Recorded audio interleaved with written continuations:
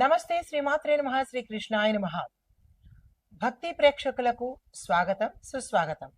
అయితే మనకి సెప్టెంబర్ నెలలో 2 గ్రహణాలు ఏర్పడుతున్నాయి.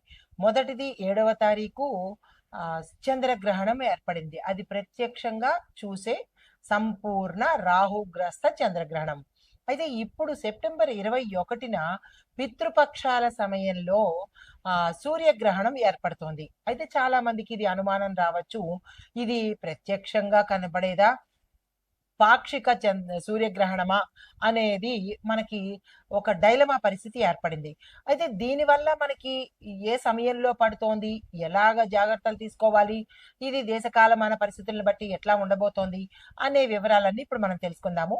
ఇది చాలా చాలా తీవ్రమైన సూర్యగ్రహణము. అంటే ఈ మాసంలో పట్టిన 2 గ్రహణాలు కూడా చాలా తీవ్రమైనవే. అయితే ఇది రేఖాత్మక విశ్లేషణ ప్రకారం మనం చూసినట్టయితే కనుక తక్కువ భాగంలోనే మనకి తక్కువ శాతం మాత్రమే కనబడుతోంది. అంటే పాక్షికము అని చెప్పుకోవచ్చు.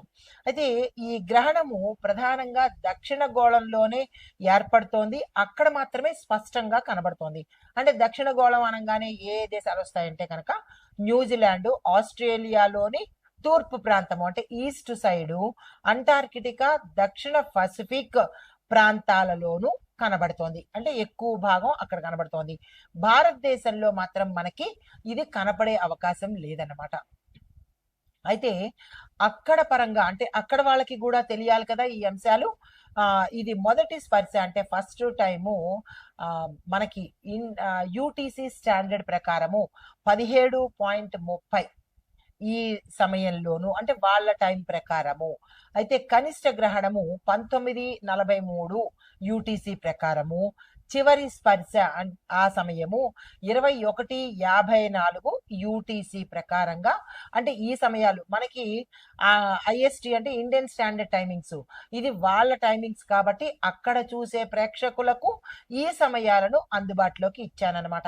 అయితే మరి ఇది ఎలాంటి ఫలితాలు ఇస్తుంది, అక్కడ వాళ్ళకైనా ఇక్కడ వాళ్ళకైనా మొత్తం అందరూ మనుషులే కదా, అందరికీ రాసులు ఉంటాయి కదా, అందరికీ నక్షత్రాలు ఉంటాయి కదా, కొంతమందికి తెలియచ్చు, కొంతమందికి తెలియకపోవచ్చు. అయినప్పటికీ ఈ గ్రహాలకి మనుషులు ఒక్కటే కాదు, నేచర్ కూడా ఇందులో అనుభవిస్తోంది. అంటే మనుషులే పాటి కనుక, కాబట్టి ఇది ప్రతి ఒక్కళ్ళకి, ఏ కులమైనా, ఏ మతమైనా, ఏ దేశమైనా, ఏ ప్రాంతమైనా సరే ఇవి అనేవి జరుగు తీరుతాయి. కాబట్టి ఇది నాకు వర్తించదు, మా దేశానికి వర్తించదు, మా వాళ్ళకి వర్తించదు అనేది లేదు. మనిషి అనే ప్రతి ప్రాణికి వర్తించేదే.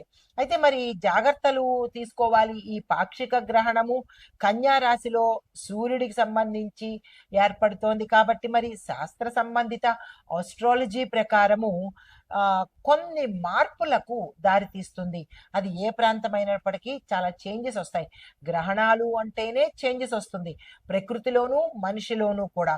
అయితే మరి ఎలా ఉండబోతోంది, ఏం పరిహారాలు చేసుకోవాలి అంటే కనుక ఈ గ్రహణ సమయంలో ఆహారం తీసుకోవడం అనేది నిషిద్ధము. అది రూల్డ్ అవుట్, అది దాన్ని కాదనలేని సత్యము. అయితే వ్యాయామాలు చేయడము, వర్కౌట్స్ చేయడము, నాకేంటి పర్వాలేదు అని అనుకుని వర్కౌట్స్ చేయడము, ఇలాంటివి ప్రకృతికి కానీ ధర్మానికి కానీ లేదా గ్రహాలకి కానీ ఎదురు పెడితే పరిణామాలు మనకి తెలుసు ఎలా ఉంటాయో. అయితే ప్రముఖమైన నిర్ణయాలు తీసుకోవడం కూడా మనం ఈ సమయంలో చెయ్యరాదు. అంటే ఆ నిర్ణయాలు వికటిస్తాయన్నమాట. గ్రహణం అంటేనే చెడు కదా, కాబట్టి ఆ చెడు సమయంలో, టాక్సిక్ సమయంలో ఎటువంటి పనులు చెయ్యకూడదు. ఏ పనులు చెయ్యాలి అంటే కనుక మంచి పనులు చెయ్యండి. అంటే దైవధ్యానము, మంత్రధ్యానము, లేదా అంటే మంచి మంచి దానాలు ఇలాంటివి చేసుకోవాలి. అయితే మరీ ముఖ్యంగా ఈ మిథున, కుంభ, ధనస్సు, కన్య, మీనము ఈ రాశులలో ఉండే వాళ్ళకి ఎక్కువగా ప్రభావం చూపిస్తుంది. అది ఏ దేశంలో ఉన్న వాళ్ళైనా సరే, అమెరికాలో ఉండనండి, న్యూజిలాండ్లో ఉండనండి, పసిఫిక్లో ఉండనండి, భారతదేశంలో ఉండనండి, ఎవరికైనా ఈ గ్రహాలు, రాశులు, నక్షత్రాలు కామను. అది కాదు అనడానికి దాన్ని పరిమితికి మించి ఎవరు లేరు కదా, పుడుతున్నారు కదా. ఆ పుట్టినప్పుడు సమయం ఉంటుంది, నక్షత్రం ఉంటుంది, గ్రహం ఉంటుంది, ఇవన్నీ ఉన్నప్పుడు ఫలితాలు కూడా ఉంటాయి కదా. కాబట్టి నాన్ సెన్స్ అనడానికి ఇక్కడ అవకాశం లేదు. అనుకుంటే అది అప్ టు యూ. అయితే ఏ రాశుల వాళ్ళకి ఎక్కువగా చూపిస్తుందంటే, మళ్ళా చెప్తున్నాను, మిథునము, కుంభము, ధనస్సు, కన్య, మీనము. ఈ గ్రహణ సమయంలో ఏ దేశంలో ఉన్న వాళ్ళైనా జాగ్రత్తలు పాటించుకోండి. అయితే ఎవరెవరికి ఎలాంటి ఫలితాలు ఇస్తోంది, దేశకాలమాన పరిస్థితులను బట్టి ఎలా ఉండబోతోంది అనేది మీకు సవివరంగా తెలియచేస్తాను.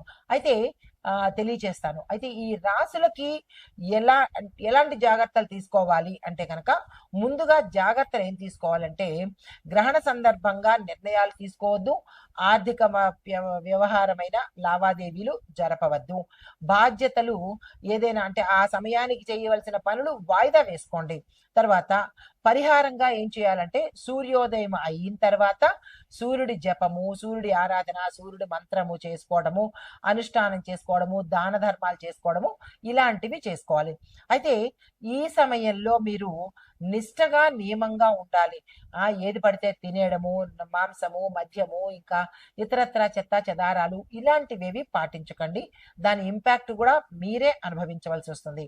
అయితే ఈ వీటి పరంగా మరి ఇవన్నీ ఎలా ఉన్నాయి, మనుషులకి ఎట్లా వర్తిస్తాయి అంటే, మేషాది ద్వాదశ రాశుల వారికి ఎలాంటి ఫలితాలు ఇస్తోంది అనే అంశాన్ని ఇప్పుడు కూలంకషంగా తెలుసుకుందాము. తదుపరి రాశి కన్యా రాశి. ఈ రాశి వారి యొక్క ఫలితాలు, గ్రహణము మీ రాశిలోనే పడుతోంది అంటే ఎంత తీవ్రత ఉంటుందనేది ఒక్కసారి తెలుసుకోండి.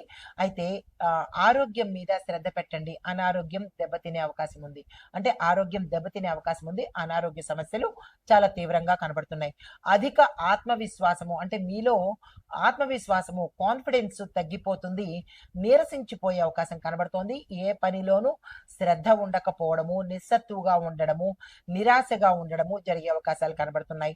తర్వాత మీరు జాగ్రత్తగా ఉంటే అంటే మాట తీరులో కానీ, మీ ప్రవర్తన తీరులో కానీ జాగ్రత్తలు పాటించుకోండి. అన్ని విధాలా కొంత నష్టం అనేదే గోచరిస్తోంది. ఇంకా వివరంగా చెప్పాలంటే, అంటే ఇది సమయము 21 సెప్టెంబరు 11వ తారీఖు నుంచి కూడా కన్యా రాశి వారికి అస్సలు బాగాలేదు. ఏ అంశంలోనూ కూడా అంటే ఇందులో దాచిపెట్టవలసిన పని లేదు. వాళ్ళకి ఇబ్బందులు అన్ని రకాలుగా, అన్ని రంగాలలో వాళ్ళకి చాలా ఇబ్బందులు కనబడుతున్నాయి. అది ఈ గ్రహణాల వల్ల కావచ్చు, లేదా మీ యొక్క జాతకంలో ఉన్న ఇబ్బందుల వల్ల కావచ్చు. దాన్ని తెలుసుకుని తగ్గించుకునే ప్రయత్నం చేసుకోండి. అయితే మీరు ఎంత జాగ్రత్తగా ఉన్నప్పటికీ కూడా తప్పులు జరిగే అవకాశాలు ఎక్కువ కనబడుతున్నాయి. ఈ విషయంలో జాగ్రత్తలు తీసుకోండి. అయితే కుటుంబ పరంగా చూసినా ఏమీ బాగాలేదు. వ్యాపార పరంగా, బిజినెస్ పరంగా, ఉద్యోగ పరంగా, ఏ పరంగా చూసినా ఈ కన్యా రాశి వాళ్ళకి చాలా ఇబ్బందులే గోచరిస్తున్నాయి. కాబట్టి జాగ్రత్తల మీద జాగ్రత్తలు తీసుకోవడము, పరిహారాలు చేసుకోవడము, సాధ్యమైనంత వరకు దాన ధర్మాలకు, నియమ నిబంధనలకు అంటే మంచి మార్గాన్ని ఎక్కువగా ఎంచుకునే ప్రయత్నం చేయండి. సన్మార్గంలో నడిచే ప్రయత్నం చేయండి.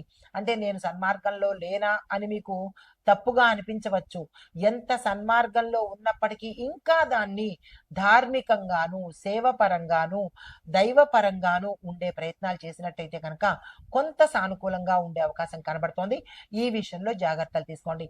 అయితే మీరు ఇవ్వవలసిన దానాలు గోధుమలు, ఎర్రని బట్టలు, ఎర్రని పళ్ళు స్వామివారికి నవగ్రహ ఆలయంలో సూర్యుడికి దానం ఇచ్చుకునే ప్రయత్నం చేయండి. అయితే మీరు పాటించవలసిన పరిహారాలు ఏంటంటే కనుక, సూర్య నమస్కారాలు చేసుకుంటూ, ఉదయమే సూర్య నమస్కారాలు చేసుకుంటూ, ఆదివారం రోజు ప్రత్యేకంగా ఈ రోజు ఓం సం సూర్యాయ నమః అనే మంత్రాన్ని జపం చేసుకోండి.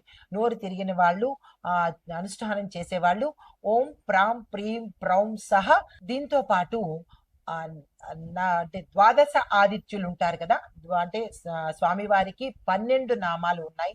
ఈ 12 నామాలతో పాటు అనుష్ఠానం చేసుకుని ఓం సం సూర్యాయ నమః అనే మంత్రాన్ని ఈ 12 నామాలతో కలిపి 108 సార్లు చేసుకున్నట్టయితే కనుక విశేషమైన ఫలితాలు పొందడంతో పాటు ఆ స్వామివారి యొక్క అనుగ్రహము తప్పనిసరిగా పొందే అవకాశం కనబడుతోంది. ప్రత్యేకించి కన్యా రాశిలో ఉండే వాళ్ళందరూ జాగ్రత్తలు తీసుకోండి. పరిహారాలు నిష్టగా, నియమంగా, మనస్ఫూర్తిగా చేసుకునే ప్రయత్నం చేసుకోండి. అయితే ఇది కంక్లూజన్ అన్నమాట. ఇది రాసుల తర్వాత వేసుకోండి. అయితే ఓవరాల్ గా చూసినట్టయితే ఈ పాక్షిక సూర్యగ్రహణము కన్య రాశిలో జరుగుతున్నందువల్ల కన్య, మీన, మిథున, ధనస్సు, కుంభరాశి వాళ్లకు కొంత అంటే ధనస్సు మిశ్రమ ఫలితాలు, వీళ్ళని అంత ఇంపాక్ట్ కనిపించట్లేదు. ఎక్కువగా కనిపించేది కన్య, మీన, కుంభరాశుల వాళ్ళకి చాలా ఎక్కువగా తీవ్రమైన చెడు ఫలితాలను ఇస్తోంది. ప్రభావం కూడా తీవ్రంగా కనిపిస్తోంది. జాగ్రత్తలు తీసుకోండి. అయితే ఈ ప్రతికూల ఫలితాలు మనము ఉపశమనం చేసుకోవటానికి సూర్యారాధన తప్పనిసరిగా చేయాలి. దాన ధర్మాలు చేసుకోవాలి. వ్రతాలు, నోములు అంటే వ్రతము అంటే మరి సత్యనారాయణ సంవ్రతము, వినాయక వ్రతము అని కాదు. ఒక నియమం పెట్టుకొని నేను ఈ పని చేస్తాను, ఈ దానం చేసుకుంటాను, ఒక నియమ ప్రకారంగా చేసే పూజలన్నమాట. సత్యాచరణ ఉత్తమ పరిహారము. అబద్ధాలు ఆడడం కానీ, ఎవరినో మోసం చేయడం కానీ, ఇతర వాళ్ళని ఇబ్బంది పెట్టడం కానీ, ఇలాంటి ధర్మానికి విరుద్ధంగా చేసే పనులు ఏదైనా సరే విపరీతమైన పరిణామాలు చూపిస్తాయి. అంటే ఇల్లీగల్ కాంటాక్ట్స్ అనుకోవచ్చు, వేరే వాళ్ళతో అంటే విచ్చలవిడితనం కానీ, ఇట్లాంటివి ఏవైనా ధర్మానికి విరుద్ధమైన పనులు ఎవరు చేసుకున్నా దాని ఇంపాక్ట్ ఏదో ఒక సమయంలో అనుభవించి తీరవలసిందే. కాబట్టి తెలిసి తెలిసి ఎందుకు నిప్పులో చేయి పెట్టుకోవడము, తప్పు అన్నదానికి దూరంగా ఉంటేనే మంచిది కదా. సో ఈ పరిహారాలన్నీ పాటించుకొని కొంతైనా సానుకూలమైన ఫలితాలు పొందాలి అని కోరుకుంటూ నమస్తే.